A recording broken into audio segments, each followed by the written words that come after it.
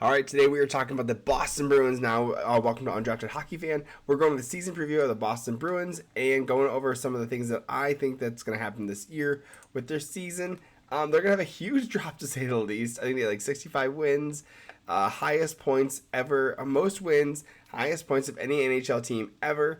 And so we're not expecting that happening again, especially with the retirement of Krejci and Bergeron.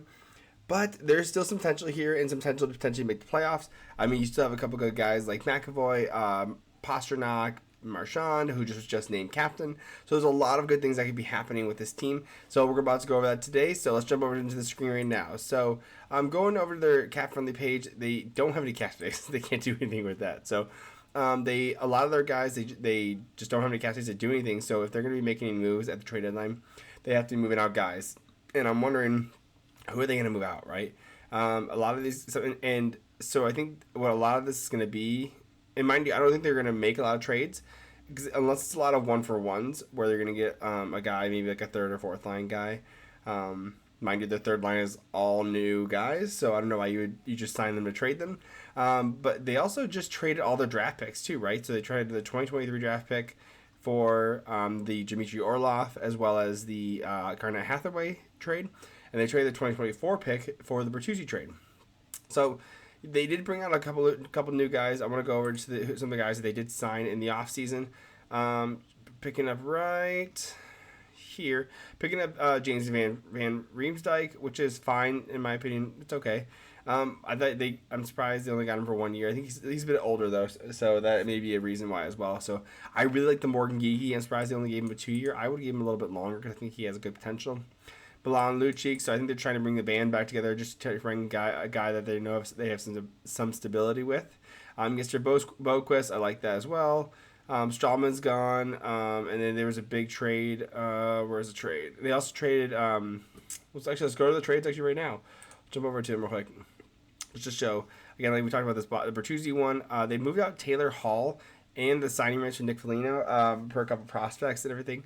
I think they signed Ian Mitchell, but overall, like, this is just not the same Boston team that it was before, and that's the issue. Is so I'm really less interested in this year. I know this video is about this year, of course. I'm less interested in it because there's gonna be so much turnover, right? You're losing the two big guys, but look at all these UFAs. Jake DeBrusk. I mean, are they gonna have the cap space to keep him? Because they're gonna want to look. They already have Saka, Coyle, Marchand. Like, are they gonna give him what, $6.5-7 million for a longer term? I know there was some trade rumors previously about him, so he may be gone, right? He may be gone for his UFA, right? Lucci's be gone. These are the smaller contracts, so I'm less worried about these. But then you have, like, look at this, Matt Grzelcyk, Derek Forbort, right? Like, so these are a bit older guys. They probably don't want to sign them long term either because they want to stay competitive, right? You have these big contracts like Charlie McAvoy and Hampus Lindholm, Brandon Carlo. You have Pastrnak with that massive deal as well. Of course, you're probably going to extend Marchand if he stays. Like, he'll be 20 or 37, 38 around this time by the end of his contract. So you potentially want to keep him. But I mean, like, what's the plan this year, right? Because are you going all in? Why would you go all in? In my opinion, I think you should go probably retool. But you're also, some of these guys are in the twilight of their career, like Marchand, where he's older. He's 35 years old. He has a cup, yes, but he wants to keep trying to play for a cup. So I can see why he would be upset about that, but I just don't know if this is the year to go for it. And I imagine they still will. They just won't be. They have to just do it based on grit, right? They're going to be definitely dropping in points, a lot less wins. But mind you, they still have probably the best goalie tandem in the league with Linus Ullmark and Jeremy Swayman. So I mean, I don't really have. I wouldn't say I do have doubts that they're definitely not going to be first in the division or first in the league again. I see them dropping down to the third or fourth, maybe even the wild card spot, because Buffalo definitely got a lot better, right? So if we jump over to their depth charts, and my biggest concern for them is their center depth, right? You have Charlie Coyle. Well, I think Pavel Zacha was actually projected to go the first seed. I think that's what Daily Faceoff has. Pavel Zacha, and that's what I've been hearing a lot of, is that Pavel Zacha will be the 1C. And he had a good year, 57 points in 82 games, but he's no Bergeron, right? He's not your elite center Bergeron, right? And even Charlie Coyle, 45 points in 82 games. you need more support. I mean, look at Pasternak putting up almost 1.4 points per game, 113 points in 82 games. Monster season, 61 goals. Holy smokes, I'm wondering he's getting paid so much. Marchand almost consistently has a almost point per game player right there. I mean, of course, we know that Coyle's or Zaka's numbers will go up, but are they the elite centers that they need? Are they going to be able to get that support to be able to give them that type of production, right? And it's crazy because this production fizzles out so quickly. Once you go down below, at least in the goal scoring sense, you have 21 goals, 27 goals by Drake DeBrusk is pretty good. If you at 64 games played, so you're probably looking at production around 32 goals if you extend it out to 82 games. So there is some production there. Great plus minuses. I know these are just stats, are not a great stat, but those are great plus minus numbers. Of course, with a team that had that winning percentage, of course you're going to get that. But again, I like your first line. I don't like your first line center, right?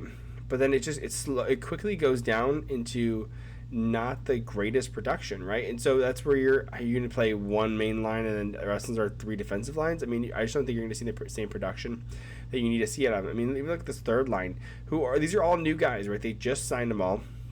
12 goals, 9 goals, 5 goals. I mean, you're not supposed to see huge production out of them. I mean, they will get more minutes, right? AJ Greer is definitely not going to be playing 9 minutes a night. And then you have a rookie, John Beecher. So what's the plan, right? You know, I just don't understand where they're going to get this production from. And the guys are definitely going to have to step up, right? You're going to see more from the blue line. Charlie McAvoy, always great production. Same with Hampus Lindholm as well. And Carlo and Grizzly playing a great defensive defenseman. Forbert and Shattenkirk. Shattenkirk was a new guy brought in as well. Decent. He did play on the Ducks, right? So he had that minus 20 right here. It's a little rough. But again, I just don't know. I think there's a lot of good. This is a great retool year, right? So I think it's really, if Boston wants to go for the playoffs, totally get it. But if they see that they're having a slim chance to get into the playoffs, in my opinion, they should retool. You know, move out some guys that you can get some quick picks for, right?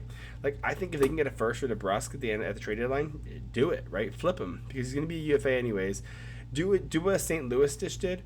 Replenish real quick and then go on the fly, right? And take these first round picks for players that are usable that you can put into the lineup next year, right? That's kind of where I see maybe some guys with some term, just so that even not like long term, right? But 2-3 years, that'd be sick. Because I think that was what they need. Is they need players. They need guys that are bodies that are going to be stick around for this crew that wants to go on that Stanley Cup run. So for me, I see them maybe making the playoffs. I really see that. I think they're gonna be a fourth place to a wild card place. Are they better than Lightning? I think not. But again, Lightning don't really play for the regular season. They play for the playoffs, right? They're one of those teams that you're not worried. They're not worried. They're not showing the best effort during the season. They just want to make it into the playoffs, and then once they get in the playoffs, they turn it on, right? And maybe that's the Boston Bruins this year, right? They're just gonna push through and try and make some moves, but overall they're not gonna be majorly focused on just being the number one in the division, which didn't work out for them last year, right? Losing the first round to the barely made into the playoffs Florida Panthers. So that's my opinion. Let me know what your thoughts are on the Boston Bruins. Hit like, subscribe. I'm going through all 32 teams. It should be finishing the rest of the videos today. So let me know what your thoughts are. Hit like, subscribe again, and catch you soon. And love you.